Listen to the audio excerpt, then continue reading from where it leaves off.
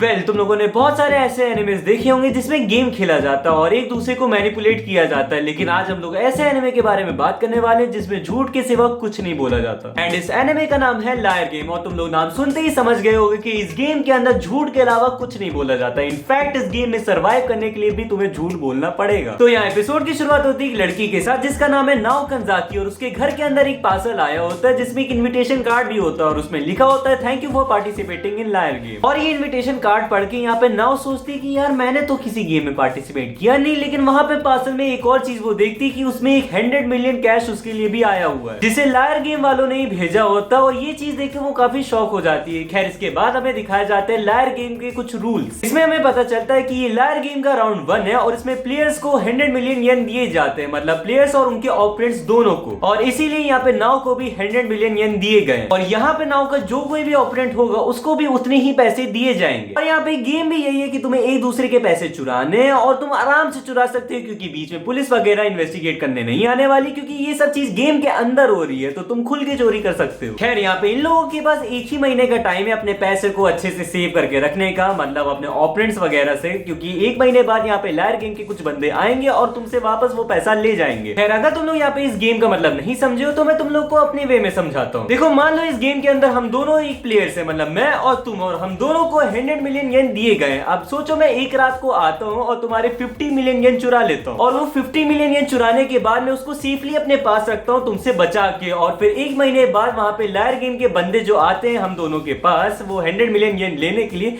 तो मैं अपने 100 मिलियन येन दे दूंगा, लेकिन मेरे पास 50 मिलियन येन तुम्हारे वाले बचे होंगे, लेकिन तुम्हारे पास सिर्फ और सिर्फ 50 मिलियन येन है और वो 50 मिलियन येन तुम उनको दे दोगे, लेकिन बाकी 50 मिलियन का क्या, वो तुम पे कर्ज पे चढ़ जाएगा। मतलब इस गेम से क्या हुआ, राउंड 1 में मुझको 50 मिलियन येन का प्रॉफिट हुआ और तुम्हें कर्ज पे डुबो दिया गया। खैर वैसे अगर मैं इस गेम के अंदर होता तो मैं ये 50 मिलियन येन वगैरह नहीं चुराता, ऑब्वियसली मैं कोई चोर नहीं हूं, मैं सीधा चुराता तो 100 मिलियन येन चुराता। भाई 50 मिलियन क्या होता है। सच्ची कहूं तो लायर गेम बस यही है, एक आदमी जहां बहुत पैसे कमाने को उसको मौका मिल सकता है, वही दूसरा आदमी जो कि एकदम बुरे कर्ज पे डूब सकता है। खैर फिर उसके बाद यहाँ पे नाओ सोचती कि अगर मुझको यहाँ पे 100 मिलियन मिल गए तो मैं काफी ज्यादा अमीर हो सकती हूँ, लेकिन अगर वो 100 मिलियन मुझसे चले गए तो फिर मैं काफी ज्यादा कर्ज पे डूब जाऊंगी। एंड वैसे भी अगर कोई इंसान ऐसी सिचुएशन में फंसता है तो वो यहाँ पे एडवाइस लेने को ढूंढता है, तो ठीक यहाँ पे नाओ भी यही करती है, वो एडवाइस लेने जाती है अपने स्कूल, अपने दोस्तों के पास। नाओ यहाँ पे अपने दोस्तों के पास पहुंचती है उनसे एडवाइस लेने के लिए, लेकिन यहाँ पे वो उनसे एडवाइस नहीं ले पाती, उनसे बात भी नहीं कर पाती वो। फिर उसके बाद वो जाती है हॉस्पिटल जहाँ पे उनके फादर एडमिट है और उनके फादर की कंडीशन काफी ज्यादा खराब भी है। उसके फादर की कंडीशन इतनी खराब है कि ये मान के चलो उनके पास कुछ ही दिन रह गए जीने को, तो यहाँ पे नाओ डिसाइड करती है कि उनको वो ये चीज नहीं बताएगी क्योंकि वो चाहती है कि उनके फादर अपने लास्ट के दिनों में भी खुश रहें। अब इसके बाद नाओ अपने घर जाती है और वहां पे अपने फोन बुक से निकालती है एक नंबर, वो भी अपने लॉयर का, लेकिन सही बताऊं तो वो लॉयर भी यहाँ पे नाओ की कोई अच्छे से हेल्प नहीं कर पाता। वैसे तुम्हें एक बात बताऊं, इसका ये जो लॉयर है ना वो कोई ठीक आदमी नहीं है, तुम्हें आगे के एपिसोड्स में समझ में आ जाएगा मैं क्या कहना चाह रहा हूँ। खैर लॉयर से मिलने के बाद वो वापस अपने घर आती है और देखती है कि उसके घर में एक और इन्विटेशन कार्ड आया हुआ है और उसमें उसके ओपोनेंट का नाम लिखा हुआ है जिसका नाम है मिस्टर फुजीसावा। ये चीज देख के यहाँ पे नाओ काफी ज्यादा खुश होती है क्योंकि जो मिस्टर फुजीसावा है वो उसके क्लास 2 के टीचर थे और वो काफी अच्छे इंसान भी हैं, ऐसा उसका कहना है। अब इसके बाद यहाँ पे नाओ अपने टीचर से मिलने जाती है और उसको सब कुछ बताती है। फिर वो बुढ़ो कहता है कि ओ तुम भी इस गेम में फंस गई हो। फिर उसके बाद वो बुढ़ो यहाँ पे नाओ से कहता है कि मुझे लगता है कि ये जो लायर गेम वाले ना वो बहुत ही बड़े स्कैमर हैं और वो तुम्हें फंसाने के लिए जब तुम कहीं घर से बाहर निकलोगे तो वो तुम्हारे घर के अंदर एंट्री मारेंगे और तुम्हारा सारा पैसा लेके निकल जाएंगे। और यही सेम चीज उसके ओपोनेंट के साथ भी करेंगे, उसके भी घर जाएंगे जब वो घर से बाहर होगा और उसके बाद उसके घर में चोरी करके वहां से निकल जाएंगे, अपने पैसे चुराएंगे वो। और इससे बताएं क्या होगा, इससे हम लोग को लगेगा कि हमारे ओपोनेंट ने पैसे चुराए जबकि उसने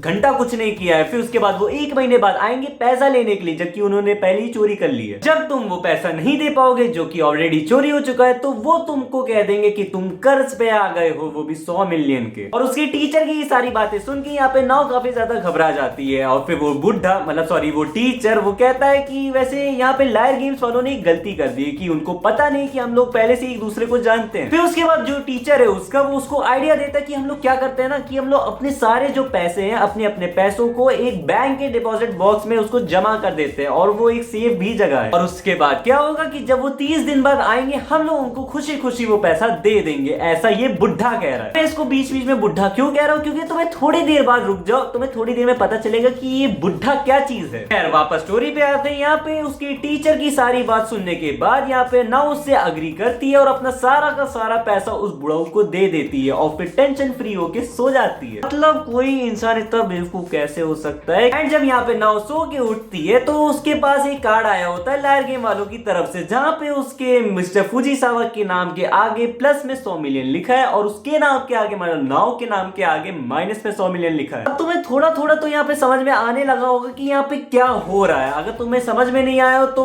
वैसे इस लड़की को नहीं समझ में आया, अभी ये खुद कंफर्म करने जाएगी उसके घर में जहाँ पे वो कुछ सुनेगी। खैर उसके घर जाने से पहले वो उसको फोन मिलाती है।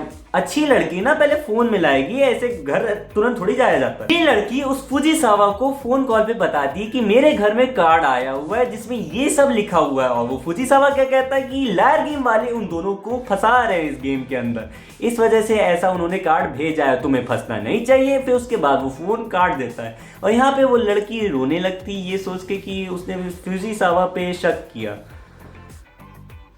कितनी बेवकूफ है यार ये। अब सुनो, ध्यान से सुनो। इस लड़की को इतना बुरा लगा कि वो उसके घर पहुंच जाती है उसको सॉरी बोलने के लिए। अब क्या है ना, वो बुढ़ाऊ गेट नहीं खोलता, अब वो क्या करती है, वो उसके घर के दूसरे साइड जाती है जहाँ पे विंडो लगी होती है और वहां से उसको आवाज आ रही होती है कि उसका टीचर किसी से फोन कॉल पे बात कर रहा है। अब नाउ यहाँ पे बस एक ही ऐसा काम करती है जो कि इस पूरे एपिसोड में उसने दिमाग वाला काम किया है कि वो चुपके से अपने टीचर की फोन कॉल पे बातें सुन रही होती है। वहां पे वो उसका टीचर बोलता है, मतलब बता रहा होता है किसी को कि उसने नाउ के साथ स्कैम किया है 100 मिलियन का, हड़प लिए उसने सारे पैसे उसके। और यहाँ पे ये सारी बात सुन के नाउ एकदम टूट जाती है क्योंकि जिस टीचर पे उसने इतना ज्यादा भरोसा किया था उसी ने उसको बेवकूफ बनाया और उसके सारे पैसे ले लिए। देखा आपने लापरवाही का नतीजा।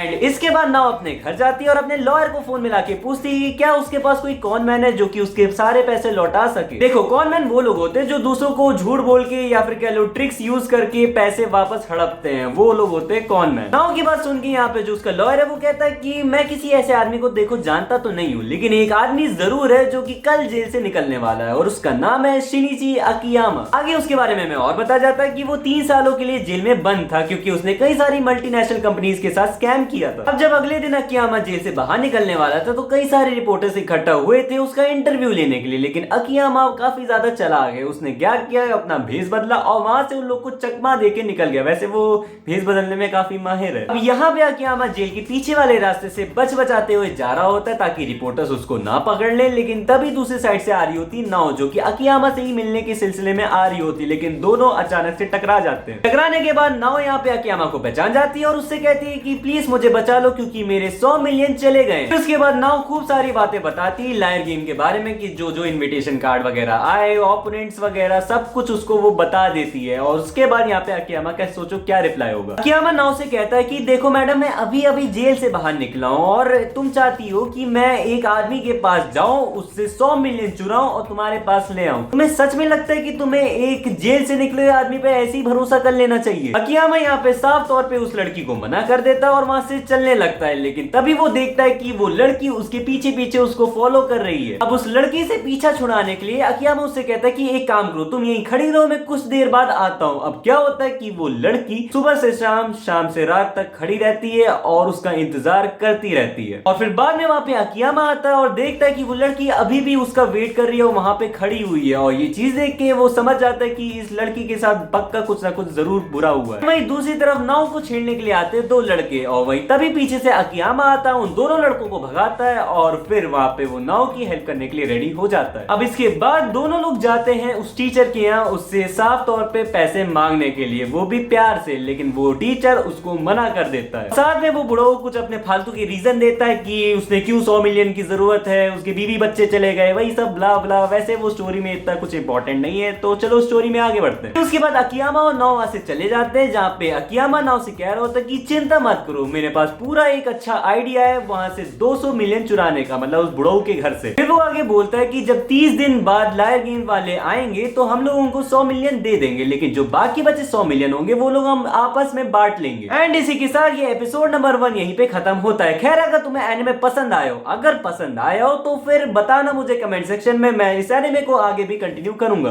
खैर अगर वीडियो पसंद आई हो तो तुम्हें तो पता ही है कि तुम्हें क्या करना है। तो मिलता हूं तुम लोगों से नेक्स्ट एपिसोड में, तब तक के लिए good bye, take care, sayonara.